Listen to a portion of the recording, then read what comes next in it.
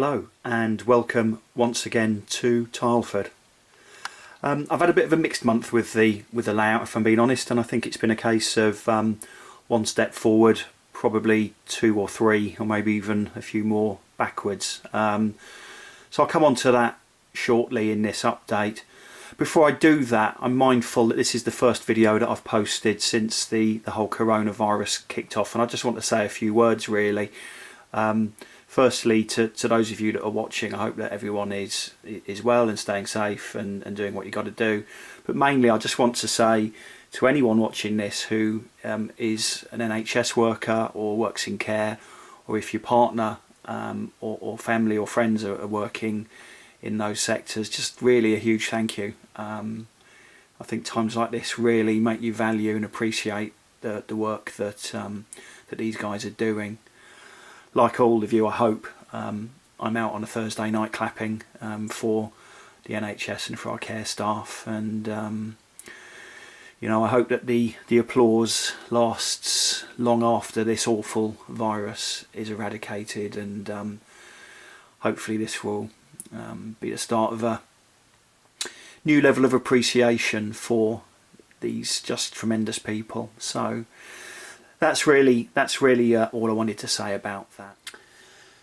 So I'm going to bring you up to speed of what I've been doing, and I'm going to pan to this rake of Dapol IOA wagons, because they really are the thing that has caused me problems this month. Last month I was fortunate enough to be able to upload some running shots of the HST, and that's I think looked really good.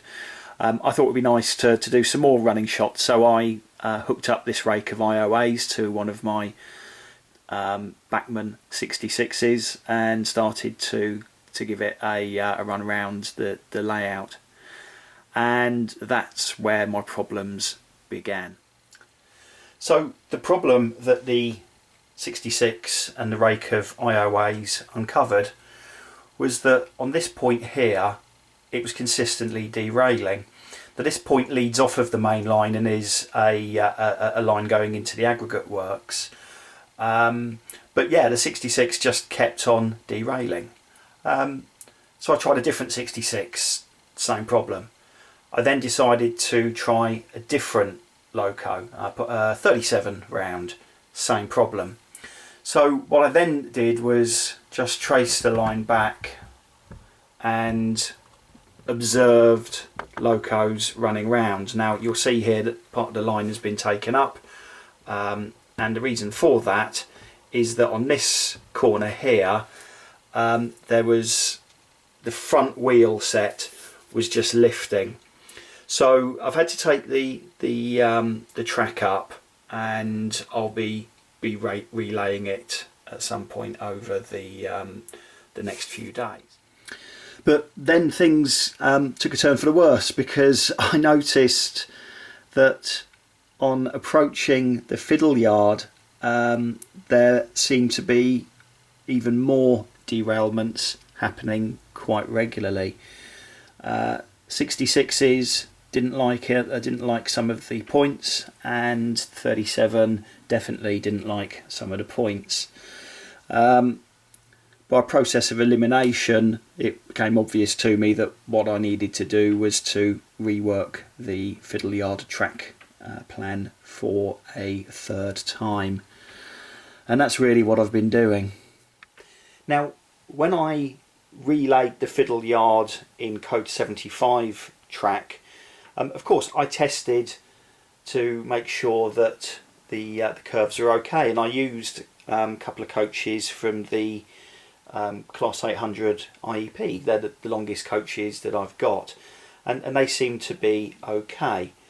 The lesson that I've learnt, and that others might benefit from, is really to test with a wider selection of rolling stock. Now in front of you I've got one of the Hatton's FEAs, and this had real issues on some of the tighter curves, so it's not pronounced now, but going around this inside track it was effectively sticking and wouldn't move any further. So obviously the radius of the curve was just too tight. So what I've been doing is relaying the track and have been very thorough with testing it initially with the FEA, will it actually get round the corners, but then also with a 66 and a 37 to just make sure that they like the relayed track work. So what this has meant effectively is all of the fiddle yard has been, or the vast majority at least of it, has been taken up and relayed, and that really has been the main focus of my attention for the last few days. In practical terms, what it will mean is that before I'm going into points, there will be more of a straight ahead of the points, particularly up the top end of the fiddle yard. This was one of the points that really didn't like, or the 66 really didn't like, I should say. So there's going to be essentially slightly less storage space on the fiddle yard than had been the case previously. However, I can live with that if it means that everything is going to operate and run effectively.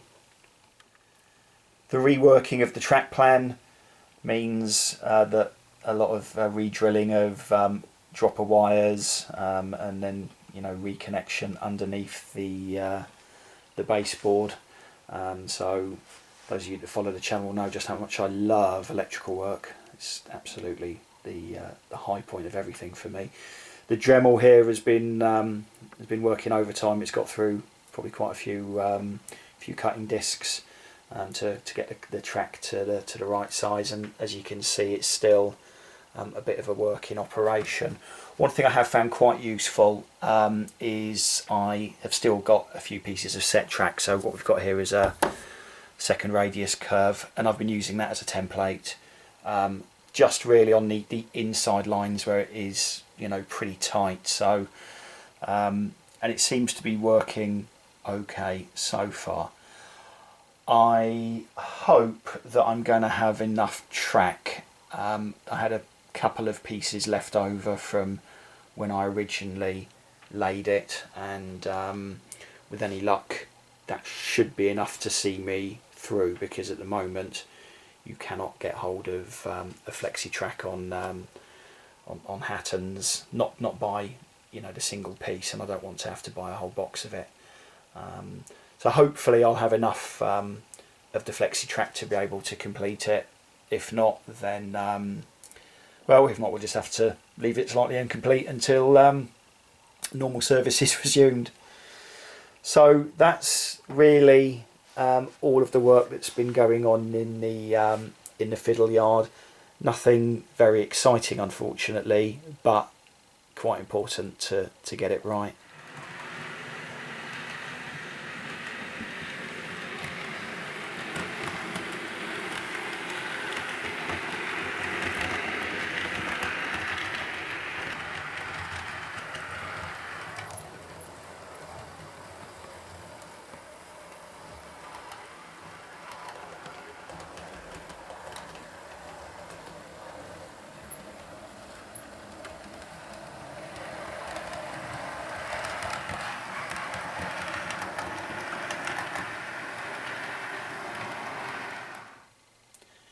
I have managed to wire up the first of the station lights, and there'll be more of those getting wired up over the next week or so as well. I've also been doing more work on the footbridge, and that's got lights in it as well, so I've drilled the holes. You can hopefully see the red pieces of wire just coming out from the platform. I've drilled the holes to be able to get the the lighting cables through there. Still a bit more work to do on the footbridge, but we're getting there. Other than that, really, as I indicated, it's this corner here and trying to get the track work. just to work. That's going to be the other main focus. So that's really everything that I've been doing. As I said, not really as exciting as last month's update, where there's lots of very obvious progress, but we'll get there. And I guess the one good thing about the current situation is that I have got some time spare to be able to dedicate to getting things moving forward. Hopefully it won't be too much time though, and hopefully this is a short-term situation. Anyway, that's it from me. Thank you as always for checking in. I'll post another update just as soon as I've got anything worthwhile sharing with you.